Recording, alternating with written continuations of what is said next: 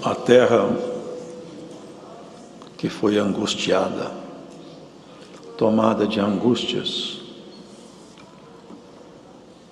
tomada de trevas, de sofrimento, dores, nem parece um lugar que Deus criou.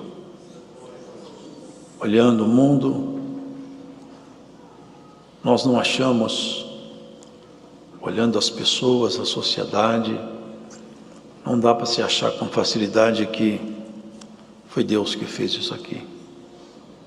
Foi tudo tão degradado, tão modificado. Não parece que foi Deus. Sabe por quê, irmãos? Porque o Senhor amaldiçoou a terra. E a maldição de Deus tornou tudo tão difícil. Havia um ministro anunciado, mas ainda nunca havia entrado em operação.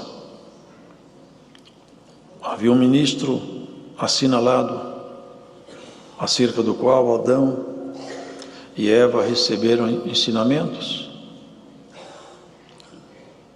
e foram advertidos acerca da morte, que era alguma coisa desconhecida. A morte até então não era conhecida, senão apenas como uma advertência, uma ameaça. Mas com a queda do homem veio a morte, que é uma maldição. Todos temos que morrer. É o preço da vida. E o pior de tudo é que morremos e não temos como nos levantar da morte por nós mesmos. Porque nós merecemos morrer e merecemos nunca mais levantar da morte. Porque nós temos em nós o pecado. E como Deus é puro, santo, nós estávamos incompatíveis com Deus. Não havia como compatibilizar o ser humano com Deus por causa do pecado que está em nós. Já nascemos com alguma coisa em nós estranha. Dentro de nós, aos poucos, o pecado se revela. E à medida que nós passamos da fase de bebê para criancinha, vamos dando forma àquilo que está escondido em nós, que não é bom. E quando ficamos adultos, uns em maior ou menor escala, praticam o pecado. Hoje as pessoas nem sabem falar se o que ela faz é pecado, porque eles perderam a referência. A Bíblia é a referência, eles perderam a referência. A escala de valores humanos foi reduzida ao chão, mas não tem mais padrão de referência. Deus ainda se expressa na terra por causa da igreja. De outra forma, Deus não se expressaria mais aqui. Enquanto estiver aqui um povo servindo a Deus, ainda Deus vai se manifestar, vai se expressar e vai nos fortalecer para enfrentar esse ambiente adverso. Nós moramos dentro do território que foi dado ao inimigo. Legado de direito. O inimigo tem propriedade aqui, esse mundo passou a ser um legado dele. Foi entregue a ele esse mundo. Por isso é que ele governa com tanta liberdade aqui. Mas a terra que foi angustiada não será entenebrecida. Sabe o que é entenebrecida? Ela não vai ser tomada de trevas em caráter definitivo. Tem uma esperança. Esse anúncio é profético, porque quando foi feito esse anúncio, Jesus Cristo ainda não havia nascido. Porque Deus é assim, irmãos, Ele sempre castiga, criando uma saída. Todos que são castigados por Deus, se quiserem, têm junto com o castigo uma saída. É diferente do homem, que o homem não deixa saída. Às vezes o homem é tão mau, tão exigente, que ele não dá oportunidade. Não, Deus não. Deus sempre cria uma saída. Até quando ele está irritado com alguém, ele cria um escape, põe na frente da pessoa, vê se ela aceita uma saída. E bem-aventurados são aqueles que aceitam as saídas que Deus põe no seu caminho. A saída da reconciliação. É a coisa mais maravilhosa que existe, a reconciliação, irmãos. Como pode Deus se abaixar tanto, a ponto de se subordinar a uma vida humana, para nos chamar a reconciliação? É um amor muito grande. A treva tomou conta da terra, e à medida que a treva se apresenta, é consequência de um fato triste, é porque a luz foi embora. Porque treva só existe onde faltou luz. E na medida que as pessoas foram se entregando ao pecado, a luz foi se apagando. A terra completamente tomada de trevas. E se tem luz na terra, não é nossa. É Cristo que espelha a luz dele em nós, mas o mundo inteiro se encontra debaixo de trevas. Foi feito um anúncio, Daniel também viu. Eu vi uma pedra. Ela estava no alto de uma montanha e ninguém empurrou, ela caiu sozinha. E ela caiu aqui embaixo na terra, e quando ela caiu, ela tomou conta da terra inteira. É essa pedra aqui que fala sobre ela. Um menino nos nasceu, um filho se nos deu. É o anúncio do nascimento de Jesus, o grande pastor de ovelhas. A terra de Naftali, de Zebulon, porque ali, particularmente ali, os assírios haviam tomado aquela região, saqueado, exilado, eles tinham passado humilhação demais ali. Mas ali, exatamente, no campo da humilhação, apareceu o Senhor Jesus. Simples, sem nenhuma aparência. E quem encontrou de fato o favor de saber que Jesus nasceu? Tomadores de conta de ovelhas. E como que eles chegaram até Jesus? Uma luz apresentou-se no céu. Era uma estrela. E a ordem era essa: acompanhe a estrela que você chega em Jesus. E eles chegaram até Jesus pela luz da estrela. Jesus sempre foi referenciado pela luz que ele é. É chamado o sol da justiça, a estrela da manhã, a estrela da alva. E bem-aventurado é o coração que não está mais em trevas, e a estrela da alva já brilha dentro de você. O povo que andava em trevas viu uma grande luz, e sobre os que habitavam na região da sombra da morte, resplandeceu a luz. Região da sombra da morte é a sombra do nosso próprio inimigo, que está projetada sobre todos os homens. As pessoas nascem, vivem aqui como se de fato esse lugar fosse alguma coisa que tivesse conquistado. Vive aqui, se folga, mas há um acerto de conta depois. Aqui as pessoas entram para sair. E tem prazo de entrar, prazo para permanecer e prazo para sair. E tem acertos depois. Tem ajustes. E bem-aventurados são todos aqueles que foram alcançados pela misericórdia de Jesus. Se a treva está tomando conta da humanidade de uma forma assustadora, a luz de Cristo brilha no seu coração, na sua mente, nos seus olhos, na compreensão que você tem da vida. E nenhuma treva pode se projetar aonde a luz está acesa. Essa é a bendita sorte daqueles que são chamados para participarem da herança dos filhos da luz. Nos transportou do reino das trevas para o reino da luz do seu amor.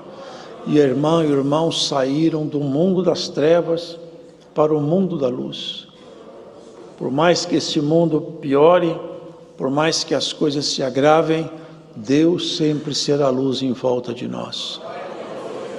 O salmista falava aqui: se ainda eu mesmo for trevas, todo de trevas, ainda assim Deus vai ser luz em volta de mim. E Deus sempre será luz em volta dessa igreja. Haja o que houver, Deus vai iluminar seus passos. Se você tem alguma coisa confusa, obscura, que a sua razão não alcança, que o seu coração tem medo, essa palavra hoje vem a ti como um farol na noite. Deus trará luz sobre a sua vida, sobre a sua causa. Onde tem um ponto obscuro, que a luz da sua compreensão não chegou, Cristo pode fazer um lampejo de luz, chega lá, e logo você vai ter a compreensão que te falta, irmão. Deus é a última resposta nossa. Sempre Ele é a última saída. Quando nós não temos aonde recorrer, quando não temos aonde ir, nós ficamos em comunhão e falamos: Senhor, agora se o Senhor não me ajudar, eu não tenho mais saída. Essa é a confiança do crente. Eu falei esses dias, Deus é tão misericordioso que Ele é assim, Ele se compromete com a sua fé. Tudo que você crer que Ele vai fazer para você, Ele faz. Ele se compromete com você, por causa do sacrifício que Jesus Cristo fez para nos tornar filhos adotivos no sangue da sua cruz. O povo que andava em trevas viu uma grande luz. Já pensaram, irmãos, como que foi maravilhoso para aquele povo que vivia ali? Não tinha esperança, não tinham aonde ir. Encontrava em Jesus sempre a resposta mais cândida, mais amiga, mais santa. Os leprosos, os endemoniados, os doentes, os cansados, fadigados, órfãos, viúvos, onde eles chegavam, onde Jesus estava, eles chegavam e se encostavam e Jesus curava todos. Isaías fala: a gente achava que ele era um homem machucado, porque eles caminhavam no Gólgota e as mulheres gritavam: coitado de Jesus, como ele está machucado, como ele está desfigurado. Mas tinha um anúncio lá atrás: pelas pisaduras dele nós fomos sarados. Foi por tua causa que ele se deixou machucar assim. Foi por um amor tão grande por nós que ele se fez assim, tão aflitivo, tão afligido. E foi até a cruz, no nosso lugar. O pecado nosso não entrou nele. Jesus não teve pecado. No momento nenhum, Jesus recebeu pecado nele. Ele recebeu o preço do pecado por nós. É pecado imputado. Ele pagou o nosso pecado, ainda que o nosso pecado não possa nunca, jamais ter entrado nele. E como nunca entrou nele, e ele nos representa, ele tira o pecado de nós. Ele tem poder para isso. Na medida que você escuta a palavra, você busca ele, ele faz sair de você o pecado aos poucos pela pregação da palavra, pela luz que penetra, é a treva que afasta. Na medida que ele vai falando contigo, e a fé vai tomando seu coração, vai saindo de ti aquilo que é treva, que é ruim, até que você seja completamente tomada pela luz, e até que a luz de Deus ilumine todo o seu interior, e nós sejamos dia. Glórias ao Senhor. No dia que nós formos transformados, como fala o Senhor, até que sejamos dia perfeito. É quando o sol se levanta, e a luz dele se espraia por toda a terra. É assim que vai acontecendo conosco. A luz dele vai se espraiando dentro do nosso espírito, até que em nós as trevas sejam completamente dissipadas.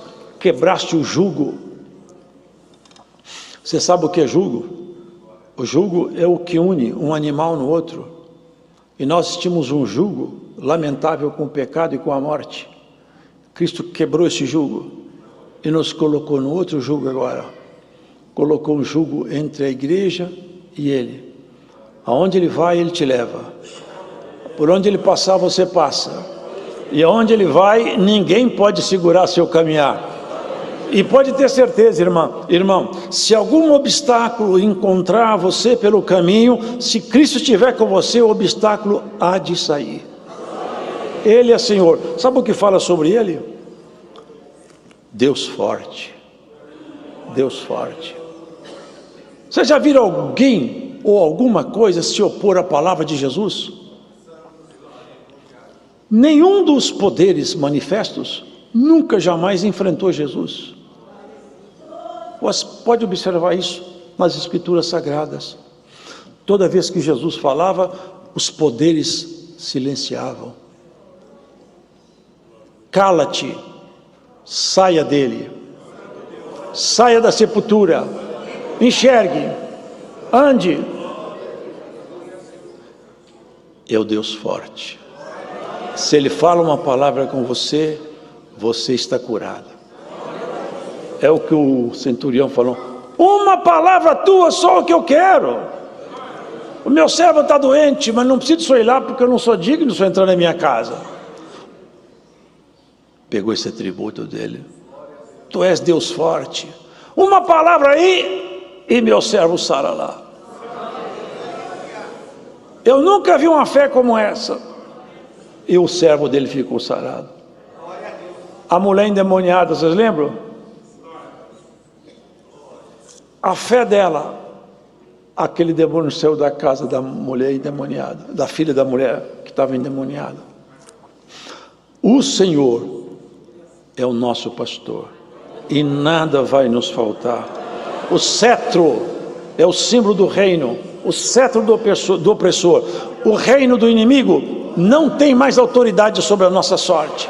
O reinado que está sobre nós é o reinado de Cristo. É a pedra que tomou conta de toda a terra. Qual terra? Essa terra aqui, ó.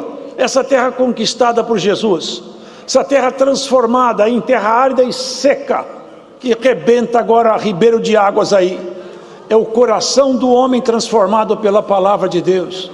Bem-aventurados somos nós, irmão, porque a palavra de Deus entrou em nós e criou ambiente favorável para nós. Fez arrebentar águas, ribeiro de águas, vai aparecer no folha, flor, e vai aparecer no frutos. E à medida que você vai ficando velho e velha, vai passando o tempo, o Senhor vai criando cada vez mais dentro de você ambiente adequado para as virtudes dele tomar conta do seu coração. Até que os seus dias sejam fartos e quando chegar ao final, você esteja carregando as marcas de Jesus, os sinais, as virtudes, as características de Jesus Cristo em você. Você já tem um traço de Jesus, um jeito de pensar de Jesus. Olha para a vida e para a morte como Jesus olhou. Já não tem mais medo de morrer, já não tem mais medo do futuro, já não tem mais medo da noite. Glórias ao Senhor. E se alguém está com medo da noite, pelo poder do Deus forte, sai o medo de você em nome do Senhor Jesus. Glórias ao Senhor. Quanta inquietação, quanto medo, o medo do amanhã, o medo da inflação, o medo disso, o medo daquilo, irmão. Nós estamos nas mãos de Deus. Deus é Deus forte, Ele pode tudo. Aonde você estiver, se Deus estiver com você, é tudo que te basta. Por onde você passar, se Deus passar com você, é tudo que te basta. Glórias ao Senhor. Aonde você for, Deus te acompanhando, você está protegida. Nenhum poder te pega, nenhuma maldição te alcança, nenhuma flecha te atravessa. Aonde a mão de Deus te colocar como protegido, ali você... As pessoas acham que estão protegidas, irmão. Põe guarda-costa, tem colete salva-vida, a prova de bala, tem tudo. Mas, irmão, irmã, o que mata não é só tiro, não é só ladrão, é só uma veiazinha fechar no cérebro, acabou. É só o coração parar de bater, acabou. Com guarda-costa, com proteção, com colete à prova de bala, a morte vai lá. Mas quem está protegido por Cristo, a morte passa e não consegue chegar até você. Sabe por quê? Porque a tua vida está na mão de Deus. Até teus dias estão contados com o Senhor. Você não vai morrer antes da hora. Cristo tem a tua vida na mão dele.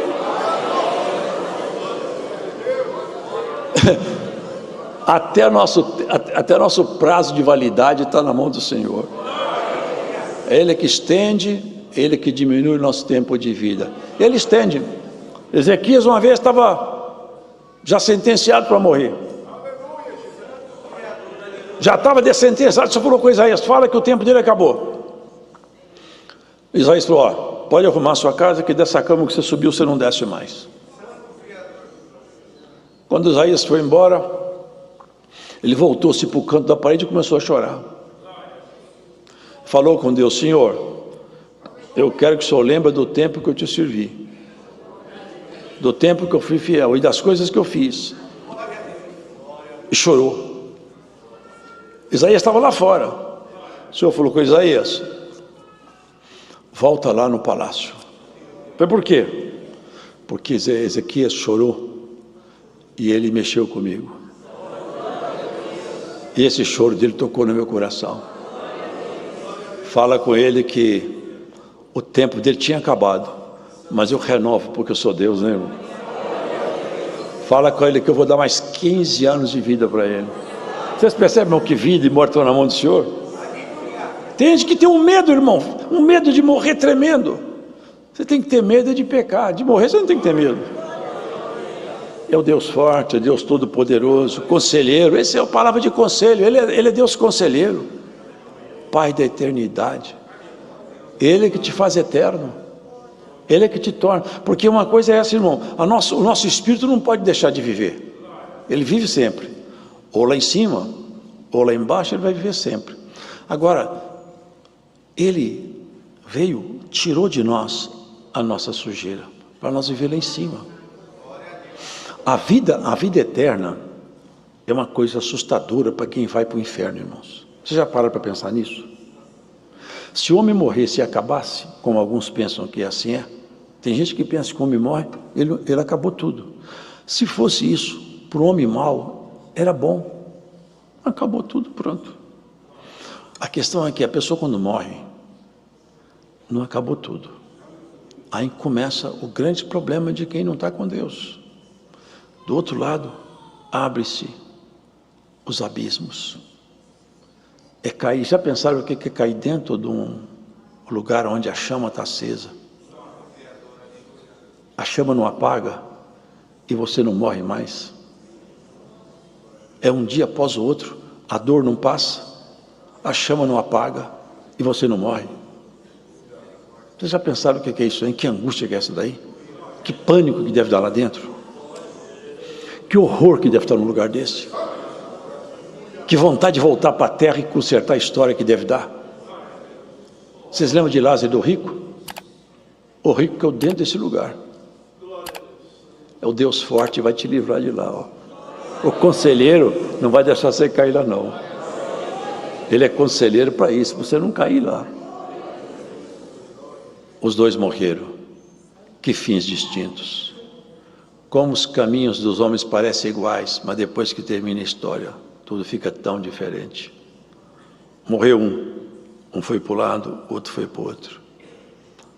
Lázaro, os anjos pegaram ele: vem cá, para o seio de Abraão. O rico, dentro do Hades. E a coisa foi tão séria e tão feia, que ele falou, ele viu Abraão lá em cima, falou: Abraão, pai Abraão, a coisa está muito ruim, deixa pelo menos Lázaro molhar o dedo em água e pôr na minha língua, eu não suporto esse calor e essa chama. Não, você teve a vida inteira para você acertar a sua história, você não acertou, daqui para frente não há mais comunicação entre você e ele. Então, deixa eu ir lá então falar para minha família não vir cá, porque esse lugar é muito horrível. Eu falei: também não vai não. Tem lá a profeta, a lei, ou seja, o Antigo Testamento está lá, que creiam nele, mas eles não vão acreditar. Se você apresentasse para um, o resto não vai acreditar que você apresentou-se lá também. O assunto está encerrado, você fica aí e Lázaro fica lá em cima. É o terrível estado, por isso que está escrito assim: aonde uma árvore cai, ali ela fica. Deus não está preocupado com a árvore. Na condição que o homem morre, ele está do outro lado. Se Deus te levar hoje, para que lado você vai? Para onde você vai? Você desce ou você sobe? É o exame de consciência que nós temos que fazer, irmão. Como eu estou diante do Senhor? O principado dele não vai ter fim. Ele vai reinar na casa de Davi. Não é lá na genealogia de Davi. Até porque Jesus, geneticamente, nem era da genealogia de Davi, embora que fosse assim chamado por causa da paternidade adotiva de José. Mas é que essa é a linhagem de fé. O trono de Davi representa o trono de Jesus. Veio nos tirar dos abismos. Você não será lançada dentro do abismo. Dá glórias a Deus por isso, irmão. Graças a Deus, de você ter sido acordada. Desperta tu que dormes, Cristo te esclarecerá.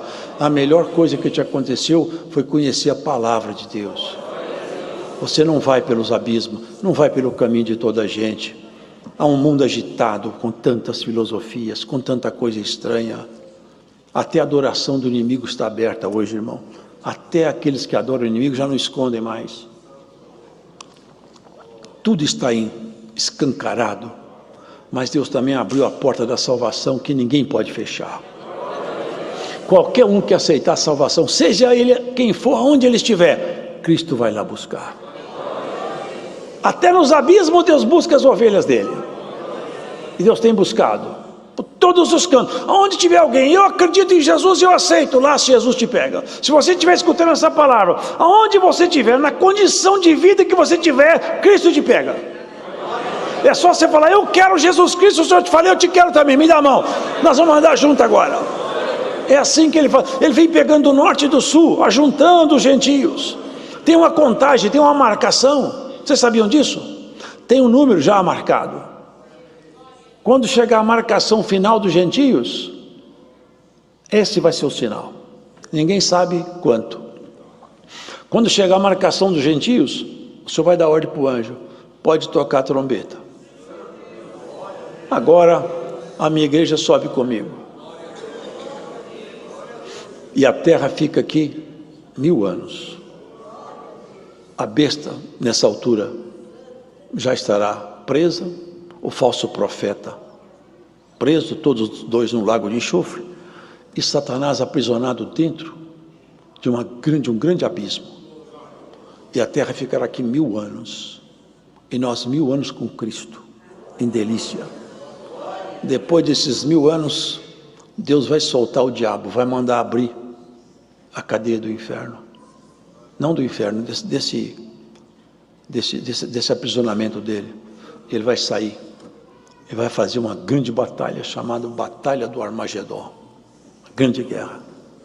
Também nós não vamos entrar em guerra mais não, nossa história já está terminada com Cristo. Deus vai descer fogo do céu sobre eles, aí vai cumprir o que está escrito em Pedro. Tem muitos ensinando que essa terra vai ser renovada. Se nós lermos a palavra com calma, você vai ver que essa terra não vai ser renovada não, hein? Deus já criou um lugar muito melhor para nós. Paulo fala assim, ó, os elementos ardendo se desfarão. E João fala, e eis que eu vi descer do céu, adereçada, bonita, enfeitada, a esposa do Cordeiro, a nova Jerusalém, que ele chama de esposa, descia do céu do meu Deus. Sabe como é que vai ser a nova cidade? Não vai ter sol, nem mar. Vocês percebem que não é aqui? Não tem sol nem mar. Vai ser dentro dos espaços dele, da glória dele. Nós vamos ser... Olha o que fala a palavra. Os que estiverem aqui, os que estiverem dormido, nos encontraremos com ele nos ares. Ele não pensa que mais. Nós vamos subir, nos encontrar com ele e viver com ele para sempre. Ele é príncipe da paz. Ele que é o primeiro e o último que nos trouxe a paz com Deus. A nossa paz com Deus, ela é trazida por Jesus, o príncipe da paz. Bem-aventurados são todos aqueles que mantêm a sua veste limpa. Lava suas vestes no sangue do Cordeiro. João viu essa multidão tão grande que ninguém nem podia contar. Falou, que multidão tão grande é essa? Esse é o povo que veio de uma grande tribulação, João. É tanta gente que não dá para contar, de toda nação, raça, tribo e língua. Tem palma na mão. Eles têm veste branca. E a veste branca é o caráter do cristão. É isso que o Senhor vai fazendo conosco, transformando nossa essência, tirando de nós as trevas, até que nós todos sejamos tomados pela eternidade, por aquilo que é de Cristo. O nascer outra vez é precisamente isso, vivermos Cristo em nós. sermos revestidos de Cristo, viver como Ele viveu, pensar como Ele pensou e viver como Ele vive, que é o mais maravilhoso, porque Cristo vive e reina em nós. Ele aguarda cada um de nós, individualmente e depois coletivamente, para o grande encontro. Tem lá um lugar guardado para você.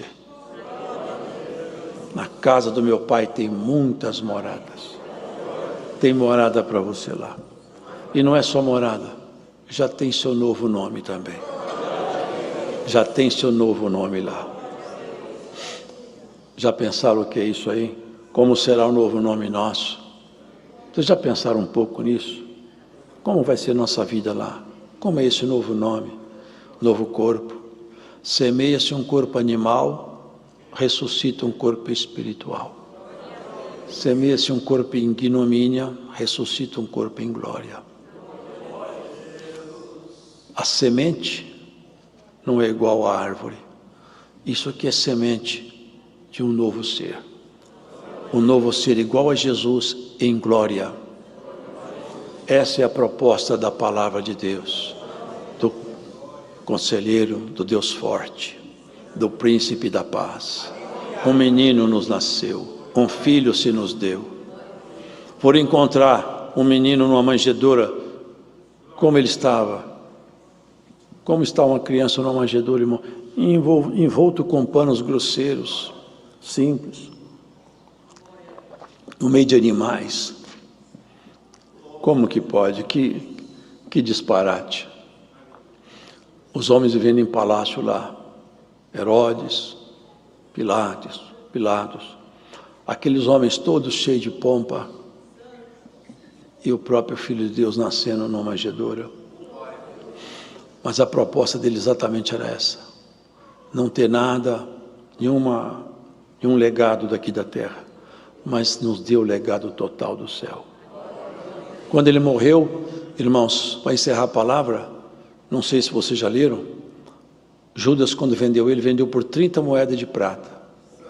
Essas moedas de prata, depois ele arrependeu-se, que não arrependeu como deveria, o arrependimento não segundo Deus, mas o arrependimento segundo o mundo. Ele foi se enforcar, mas antes de ele se enforcar, ele pegou as moedas de prata e jogou no templo. Falou: não quero mais esse dinheiro, isso aqui é preço de sangue inocente, e jogou. Eles falaram: o que nós vamos fazer com essas moedas? Não dá para pegá-las, porque é preço de traição. Vamos comprar um terreno. Compraram um terreno que era um campo de moleiro, para ser sepultura dos estrangeiros, salvo engano é isso, um campo de oleiro.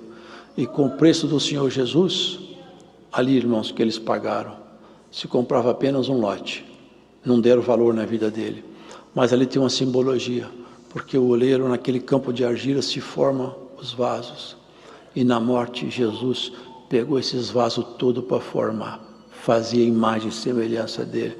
E o jeito que Jesus está trabalhando em você, você não entende, mas ele não tem parado de trabalhar. Você é um vaso na mão desse oleiro bendito, e por mais que você questione por que Deus te trabalha assim, Deus não parará de trabalhar. O vaso não pode discutir demais, não é, irmão? Deixa o oleiro trabalhar, ele vai trabalhando, e ao final será um vaso para a honra e glória do nome dele. Jesus morreu num lugar de rico, vocês já leram isso? Ninguém era sepultado em pedra, em rocha, só os ricos. Mas Jesus foi sepultado, nasceu como pobre, morreu como rico. Essa é a metáfora dele. Nasceu como homem e agora, na condição de ressuscitado, enriqueceu a todos nós. Você pode ter tudo que você quiser de Deus, que couber em você. Você pode ter as virtudes, os dons, as qualidades. Quase ninguém procura virtude de Deus. Dons eu já vi procurar, virtude não. Porque virtude não recebe como uma dádiva julgada. É como um trabalho conquistado. A mansidão, por exemplo, é uma busca individual, secreta e silenciosa. A honestidade é um trabalho individual, persistente e contínuo do homem e da mulher que crê em Deus.